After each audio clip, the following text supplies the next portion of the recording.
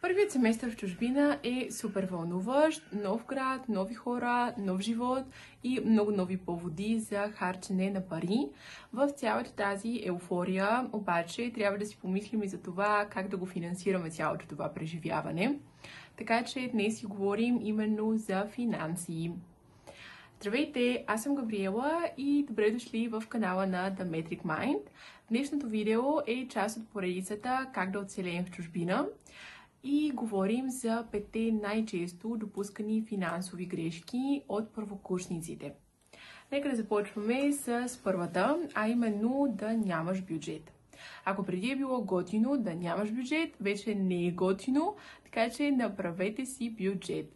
Много е важно и супер много улеснява цялото менажиране на финансите, защото много от хората в началото си мислят, аз ще се справям от ден на ден, знам, че така ми идват идеи, мога да се напасвам, много съм адаптивен или адаптивна. Обаче когато става въпрос за пари, за това как да си ги разпределиш за цял месец, умението да си адаптивен не винаги помага напълно. Защото много често, то в 90% сигурно от ситуациите, хората, които започват с висшето си образование, се изнасят да живеят в нов град или в случая и в нова държава, са хората, които за първи път им се случва да живеят сами и с висшето си образование си стартират и самостоятелния живот. Така че много от нас нямат тези умения толкова рано, за това да преценят какво всъщност им трябва финансово, за да се справят оптимално през един месец, без да останат на червено, без да трябва да искат пари от родителите си допълнително или да търсят заем от някъде и така насетне. Така че бюджетът е страхотен и е много важен. То да имаш бюджет е задължително, не е препоръчително даже вече. Особено, пак казвам, когато става въпрос за студенти в чужбина. Може би за студентите, които си остават в родината, нещата изглеждат по малко по-лек начин. Не казвам, че да си студент в родината е много лесно, но казвам, че е една идея по-лесно, отколкото това да заминеш в друга държава, в която, примерно, родителите ти дори не познават стандарта на живот и откъде да го познават хората, ако не са живели там.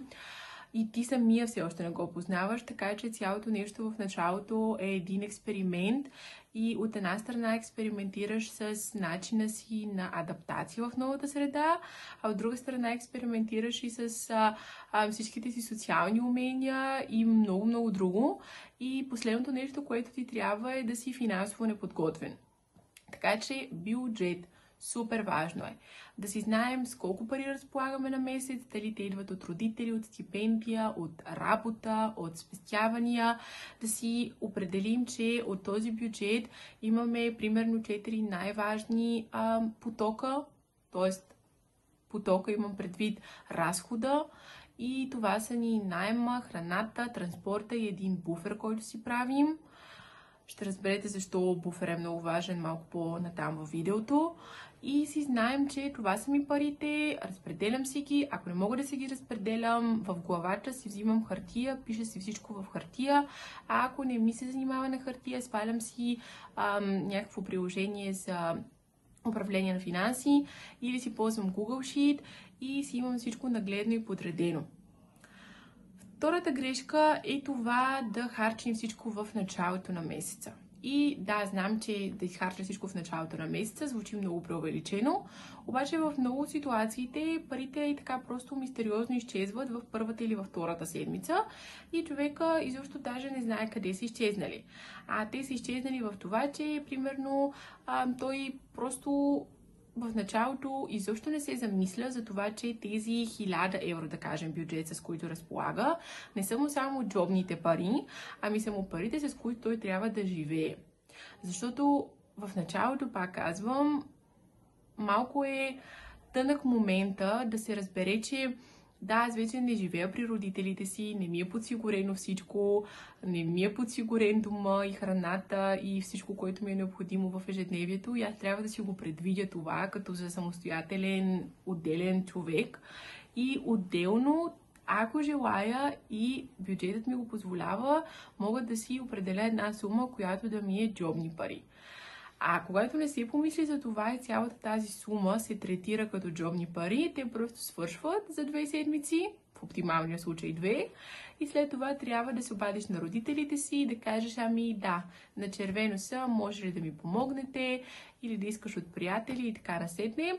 Все неприятни разговори, които много лесно могат да се избегнат, ако човек просто реалистично си погледне финансите и си каже, да, с това разполагам и това мога да си позволя. Грешка номер 3 е да се пренебрегват малките разходи. Какво имам предвид под малки разходи? Купуването на Coffee to Go всеки ден или поръчването на Uber, просто защото те мързи да ходиш, или защото си се успал, или не защото си се успал, ами защото просто те е мързял да станеш на време. И трябва да вземеш транспорт, с който да се придвижиш по-бързо, или защото не си предвидил колко дълго ще останеш у приятелите си, вече няма градски транспорт, с който да се прибереш. Следни такива ситуации, които пак ние сме си отговорни за тях.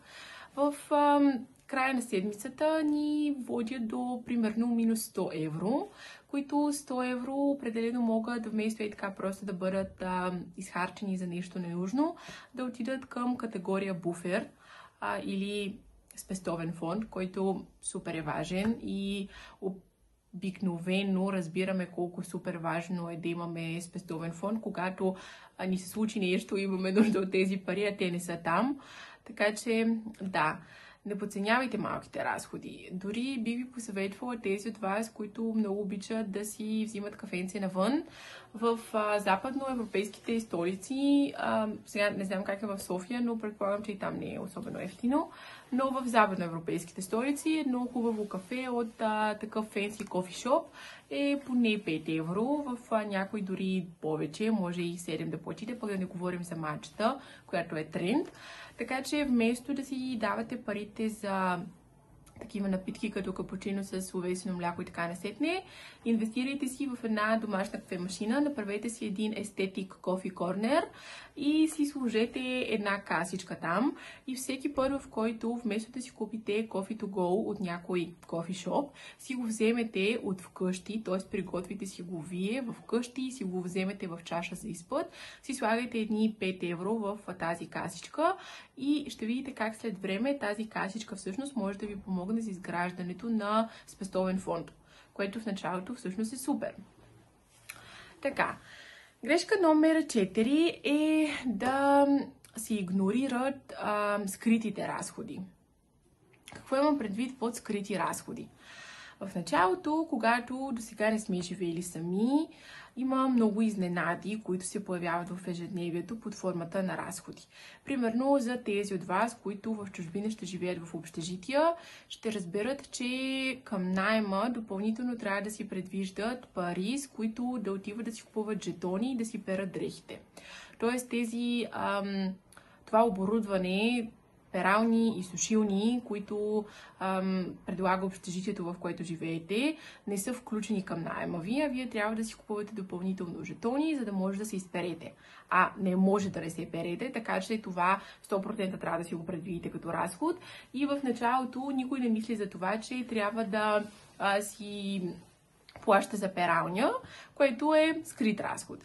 Скрит разход е и това, че много от нас изобщо не си мислят за таксата за университета, която трябва да се плати, за транспорта, примерно. Не може да се возим и така без карта за градския транспорт, защото в много от държавите има много стриктен контрол и обикновено ако се случи така, че да ви спрат на проверка, глобата струва толкова, колкото може би да си вземете карта за целия месец или там както си го планувате. Така че абсолютно не си заслужава това с рискованото използване на градския транспорт. Много по-добре за тези скрити разходи да си има едно такова предварително планиране и да може да си ги позволите без да ви предизвикват много допълнителен стрес. Грешка номер 5 е да не търсиш студентски отстъпки. Да, знам, че звучи малко смешно и е може би като какво толкова ще спестя с тези студентски отстъпки, обаче те са на много места и в действителност един студент може много добре да си спестява X сума пари, използвайки си статуса на студент, а и буквално не ти струва нищо, освен това да си носиш студентската карта със себе си и да я покажеш когато плащаш, или ако не е ясно залепен стикер, че предлагат студентска отстъпка, да попиташ дали имат. Така че не губиш абсолютно нищо от това и е супер начин. Така че питай и започни още от началото да свикваш да изграждаш този навик, че ти всъщност си студент и че е напълно прието да разполагаш с по-малко пари и да търсиш начини, от които да спестяваш. Няма нищо срамно в цялото това нещо и като цяло цялата западна култура е много по-различна, отколкото е културата в нашата родина, когато се касае за спестяване на пари, изобщо за финанси. Така че никой няма да ти се смее, ако се срамуваш от това да питаш за отстъпка или нещо подобно. Хората даже в много от ситуациите ти казват: ама ти си студент, защо не си носиш студентската карта, за да ползваш отстъпка? Да, така че има го като едно на ум. 15 пъти казах, така че това е запомнящата се дума на това видео. Но както и да е. Това бяха 5 най-често допускани финансови грешки като първокурсници. Ако вие имате разни впечатления вече от вашето представяне като студенти или ако тепърва ви предстои да бъдете студенти и си планирате това с какъв бюджет да стартирате първия си месец, може би като студент, ще се радваме да ни споделите нещо в коментар, и разбира се, ако имате въпроси, питайте ни и ще се радваме да ви бъдем полезни.